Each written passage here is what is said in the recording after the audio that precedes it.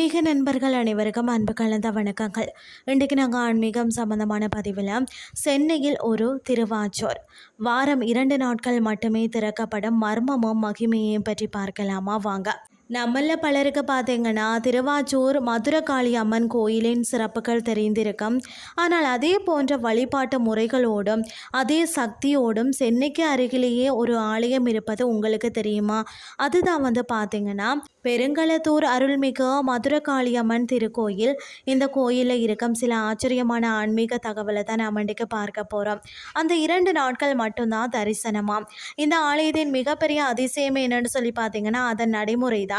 கருவறையில் இருக்க மூலவர் சந்நிதி வாரத்தில் பார்த்தீங்கன்னா திங்கள் மற்றும் வெள்ளிக்கிழமைகளில் மட்டும்தான் திறக்கப்படுகிறதா.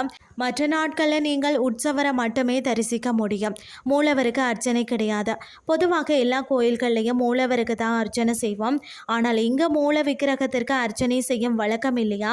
அனைத்து அர்ச்சனைகளும் வழிபாடுகளும் உற்சவர் அம்மனுக்கே செய்யப்படுகிறதா. பாரம்பரிய ஆடை கட்டுப்பாடா. அம்மனின் மடிய சார்ந்த இடமாக இது கருதப்படுவதால் பார்த்தீங்கன்னா இன்றும் இங்கு ஆசாரமான கட்டுப்பாடுகள் உள்ளதா. என்னென்னு சொல்லி பார்த்தீங்கன்னா ஆண்கள் வேஷ்டி துண்டுடனும் பெண்கள் புடவை அணிந்து மட்டும்தான் தரிசனத்துக்கு அனுமதிக்கப்படுவார்களாம். அது மட்டும் இல்லாமல் வேண்டுதல்களும் பலன்களும் பார்த்தீங்கன்னா தீய சக்திகளால் பாதிக்கப்படுறவங்க மற்றது மன நிம்மதி தேர்றவங்க இந்த அன்னை ஒரு சிறந்த புகலிடமாக இருக்கிறார். அது மட்டும் இல்லாமல் குழந்தை வரம் வேண்டுவோர் மற்றது நீண்ட நாட்களாக நிலுவையில் இருக்கக்கூடிய வழக்கு விவகாரங்களில் வெற்றி பெறணும்னு சொல்லி நினைக்கிறவங்களும் இங்கே எலுமிச்சை மாலை சாற்றி வழிபாடு செய்கிறார்களாம்.